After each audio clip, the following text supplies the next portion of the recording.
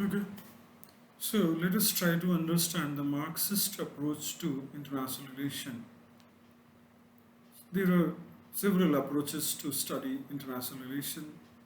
The most uh, dominant hegemonic approach has been undoubtedly, you all know, that is realist approach, classical realism, Hans Morgenthau, then neo-realism or structural realism, or also known as defensive realism, structural realism, neo-realism, propounded mainly by Kenneth Walls in his book published in 1979, that was Theories of International Politics. Okay, so then next we had neo-classical. Neo-classical, that was kind of hybridization of classical and structural realism. It believed that both state and structures are actors.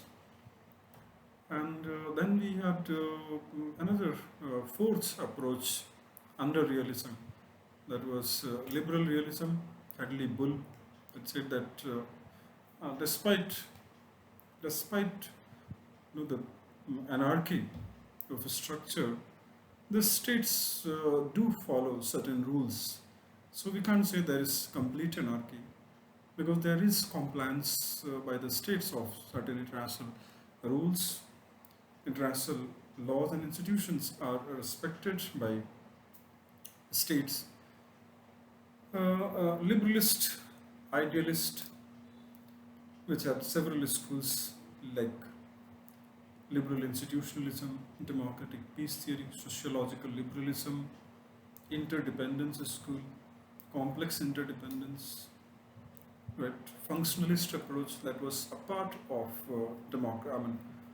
that was part of this one, functionalist approach, right? Then Marxist. Now let us begin with this question: why Marxist approach when the world system has become liberalized, liberal capitalist economic system dominated mainly by capitalist system? It is often said that globalization is nothing but universalization of capitalist mode of production. Uh, as early as 1991, it was declared that history has come to an end because liberal capitalist structure has been universalized, has been either adopted by all countries or will be accepted in future. Basic conflicts have been resolved in the society. The remaining conflicts would be resolved through liberal processes, democratic processes, etc. That meant there is no relevance for Marxist approach towards history, because Marxist approach to history looked at the future from an altogether different perspective, and it believed that another world is possible, another world is almost making. So it's going to come. We are living in the world that is prior to the next world based on equality and justice, emancipation is already into making. At it is in making because of the fundamental contradictions of capitalism, the tensions between mode of production and relations of production. It will ultimately reach the climax and will end the world, this world, and the new world will come into existence. But with the disintegration of the epitome of socialist system, harbinger of, supposed to be the harbinger of communist system in 1991, Soviet system, uh, this debate started that this is almost the end of Marxist communist idea uh, failing to build a system. The system cannot be built. At best, Marxism was a brilliant analytical tool to analyze the, the crisis of capitalism, the contradictions of capitalism. This was the best thing in Marxism. So, the best thing in Marxism remains the same because, yes, capitalism has permanent problem. Whether it will be replaced by an altogether new system or capitalism would correct itself from within to sustain for some more time and period, or it will be completely replaced by a completely new system that will be decided only by future. But there is no doubt that Marxism continues to be one of the most brilliant analytical framework of understanding the crisis of capitalism. Crisis of capitalism. So even in this newest form of capitalism, it is not free from the crises as explained by Marx, Karl Marx. He had understood its universal expansion and had understood that with the expansion of capitalist system, its contradiction would further come to fore instead of those contradiction becoming less contradictory, they would become more contradictory, and as is evidence from the global increasing frequency of global financial crises, ecological crises, and pandemics, globalization of pandemics, and pandemics creating more inhuman inequality. So it's clear that capitalism has some fundamental problems, and they are not one-time problems. They are coterminous with capitalism. So long as capitalism is there, those problems and contradictions will remain in capitalism. Right? So, to this extent, Marxism is very much relevant to understand the crisis of capitalism. Again, whether this crisis would be resolved and a new system, Marxist communist system, would replace the overall capitalist system or not, that will be determined only by the future, only in the future. Right? So,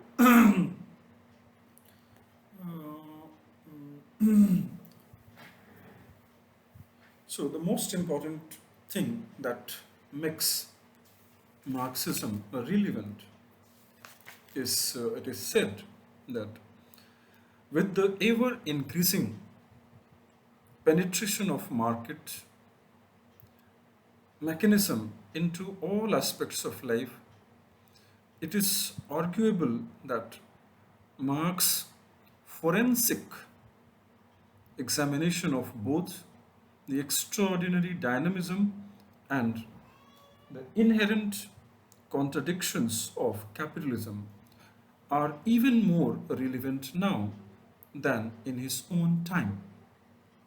Right? This is the statement that clearly defines the reason for the relevance of Marxist analytical tool. Let us read it once again. Right? It says that with the ever increasing penetration of the market mechanism into all aspects of life, it is arguable that Marx's forensic examination of both the extraordinary dynamism and the inherent contradictions of capitalism are even more relevant today than in his own time.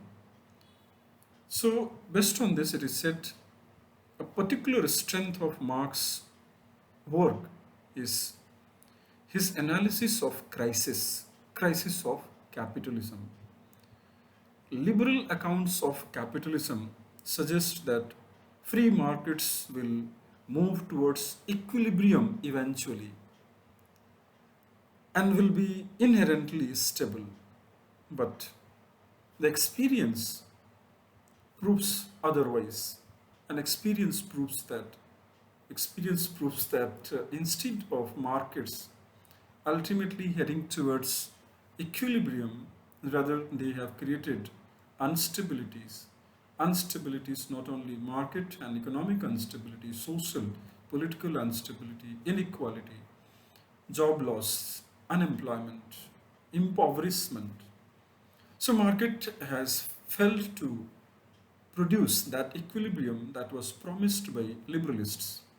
That equilibrium has never come. Instead, market has failed more repeatedly, more often than the state and than any other institution. This is criticism of Marxists. Okay.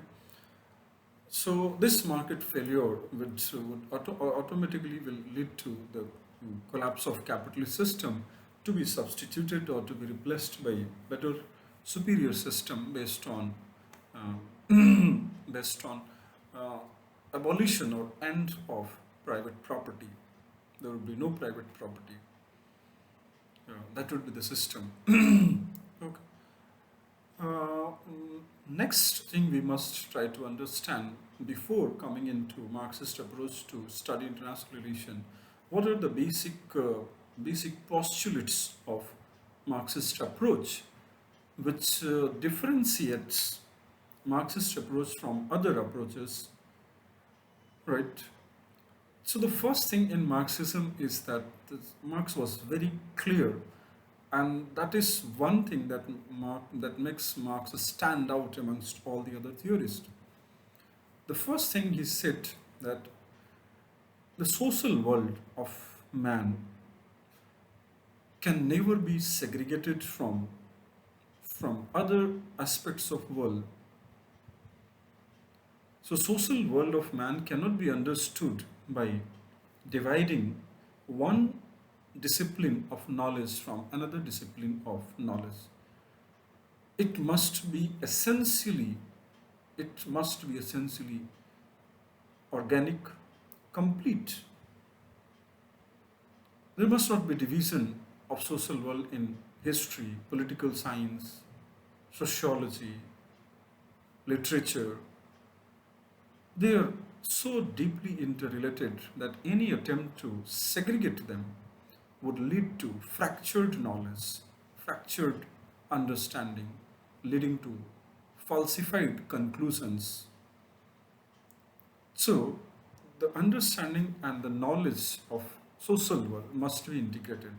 That means disciplinary divisions are, are, are useless. I mean, they would lead to wrong conclusions. If you have wrong conclusions, then your approach or action will also be wrong.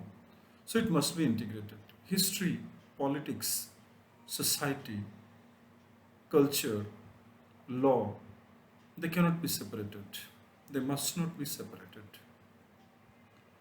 This is one thing. So he did not ask for, and Marxists also do not ask for segregation or separate study of international relation or whatever subject, whether even if it is economics, it cannot be separated from the means of production, the society, religion, law cannot be segregated from the means of production and the relations of production. So everything must be studied in its organic wholeness, interconnectedness, right? Only then we can reach the right conclusions. Second thing, Marx insisted and adopted a complete materialistic interpretation of history. So, materialistic interpretation of history material conception of world and history. Okay, that is very much clear that prior to any idea, there must be a material fact, and that material fact in Marxist tool is undoubtedly that is how means of production have been organized, who is the owner of means of production, and what social relation comes into existence as a result of means of production being owned by particular class and mode of production being organized. Okay, so the way mode of productions are organized in the similar manner, the social relations are sept. So material conceptualization of life, of world, of history, and materialism here means means of production, mode of production, and social relations of production. And third thing, we must understand the tension between means of production and relations of production.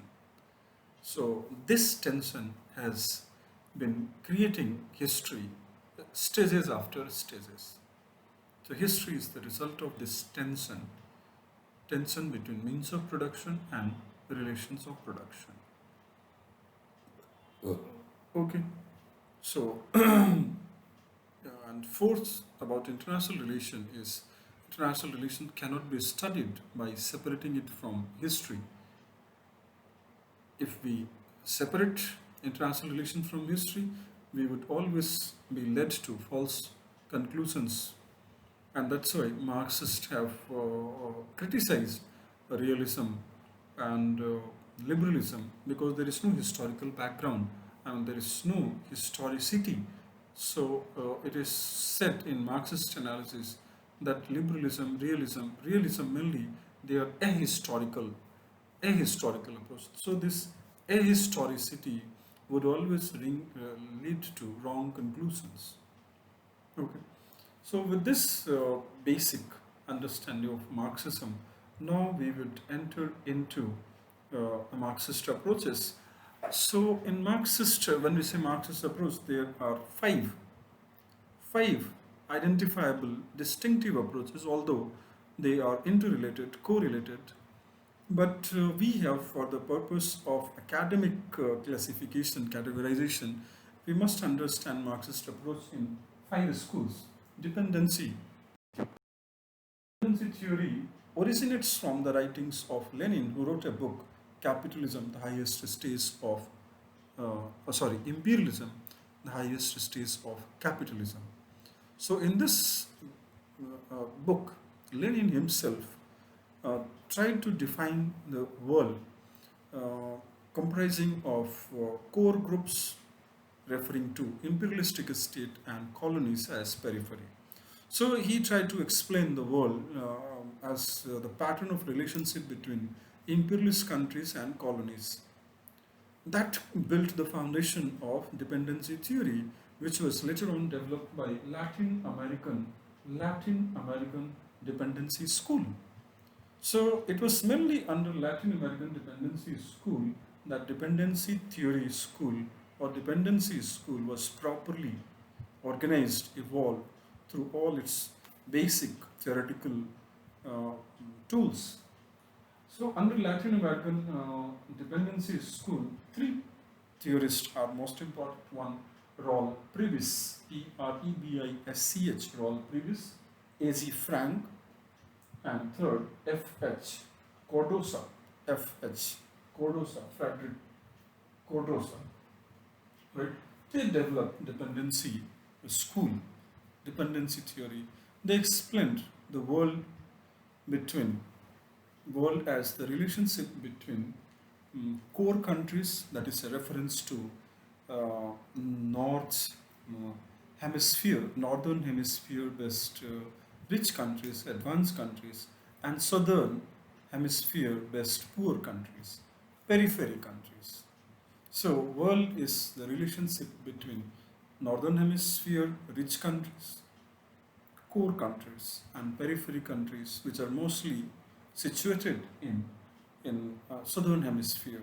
That is a reference mainly to Asia, Africa, and Latin America. Right. The main theme in dependency theory was that the the core countries have made themselves so important for these periphery countries that periphery countries have become permanently dependent on core countries for their own development. And the development of a periphery country has become dependent on their relation with core countries. And this leads to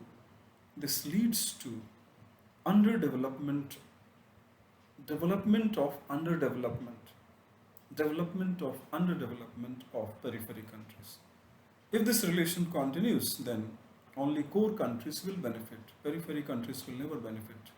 So they are permanently dependent on core countries for their capital, for technology, for everything. So unless this relation is permanently severed, the development of underdevelopment would continue. Means periphery countries would continue to be peripheral, poor, backward. Okay. It was developed by Raul Prabis, A.G. Frank, F.H. Cardosa, right? So, is Frank, by analyzing the relation between core and periphery, he almost laid down the foundation of world system, which was more sophisticatedly organized by Immanuel Wallerstein. World system.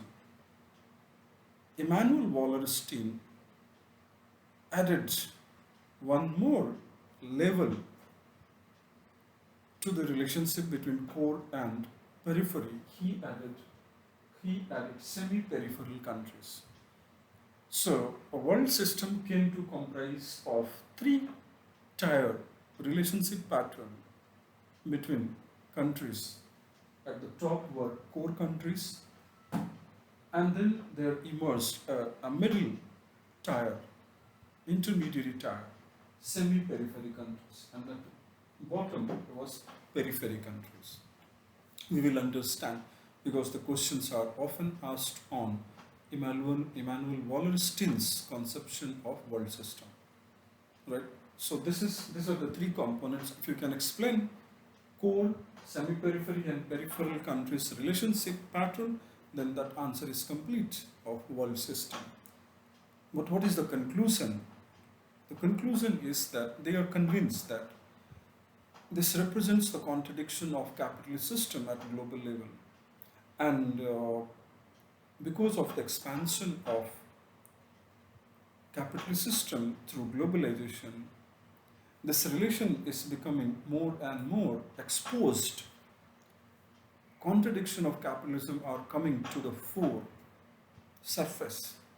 And more the contradiction of capitalism coming to the surface, more the weaknesses of capitalism will be exposed, ultimately leading to its demise, what was the wish and dream of Marx. Right? So ultimately, the capitalist system would be replaced by a communist system. Then second school becoming world system. A.G. Frank, and so mainly the questions would come from A.G. Frank and Immanuel Wallerstein. Wallerstein is the other question author. Gramscian, right? Gramsci, he did not himself introduce his views to international relation. He was more concerned about answering to the basic question, why after so many years, almost 100 years of Communist Manifesto, why revolution is not taking place? The way it took place in Russia, that was not the real revolution. Why it has not spread to other? Why revolution is not spreading to the whole world? Right. So to answer this basic question, he tried to analyze Marxism and he produced a kind of a rereading of Marxist tools and then presented the theory of historic blocks, theory of hegemony, and theory of organic intellectuals, traditional intellectuals, mainly known for hegemony. And hegemony was a reference to superstructure that had not been given, according to Gramsci, that importance. So the basic difference between Marx and Gramsci is that Marx said that unless base structure is changed, superstructure would not change. But Gramsci gave importance to, or shifted the importance to, superstructure, because he, in his analysis of hegemony, came to explain that superstructure has its own autonomy and has become more powerful and accommodative of many uh, problems. So we cannot wait for base structure to change, and then we need to change superstructure comprising of political structure, legal structure, and cultural structure. Political structure, legal structure, cultural structure. Cultural structure is inclusive of liberalism and religion and ideology. So he says that it's because of hegemony that revolutions are not taking place. So he proposed counter hegemony. Only a counter hegemony can weaken this existing hegemony. Hegemony is the power of idea, the power of values, the power of making your own value system acceptable by others, making it look like a universal truth. Right? Although it may not be universal truth, rather maybe an exploitative system. So what is inherently an exploitative system has been made out to look like a universal truth. That is the power of hegemony. So we need to change hegemony by building counter hegemony. So this view was limited to domestic sphere of politics, with all its connotation to international politics as well. But it was Robert Cox who transposed, who applied it properly in dynamic international conditions. Gramscian thoughts were, were applied by Robert Cox to international political dynamics. So the credit to makes Gramscianism universal and applicable to international political system goes to Robert Cox. Right? Now, this views created the foundation for the development of fourth school, that is critical theory school. Critical theory school, picking up from the superstructure, focused on cultural industry and its role in building hegemony. So they focused on culture industry, culture having been transformed into an industry, and how cultural industry adds to the strength of hegemony. Right? Cultural industry is a reference to literature, cinema, education, advertisement industry. So how this cultural industry strengthens the hegemony of liberal system, exploitative system. Okay. So we have, at least we must remember, and they all are important, five main proponents or advocates or theory builder in critical theory. The one is Theodore Adorno. Theodore Adorno, who is known for his work on cultural industry, and Max Horkheimer, and Herbert Marcuse, then Jürgen Habermas, and then Andrew Linklater. Okay. We will discuss it separately. Then we have fifth approach, that is neo-Marxist approach. There are many people in neo-Marxist. They mainly try to revive the original Marxist thoughts, and they consider these developments as misunderstanding or misconception of Marx. So they try to revert or go back to the original thoughts of Marxism. They're called neo-Marxists. We better understand neo-Marxism, new Marxist approach to I.R. through Justin Rosenberg's works. The works of Justin Rosenberg are considered to be the representative of uh, neo-Marxist approach. So these are the five approaches. We will have now to discuss one by one, starting from Lenin and then Immanuel Wallerstein, then Robert Cox, then critical theory. Okay. So this is the introduction part of Marxist approach. Okay. So in the next next video we will discuss one by one approach at one. Okay. Thank you.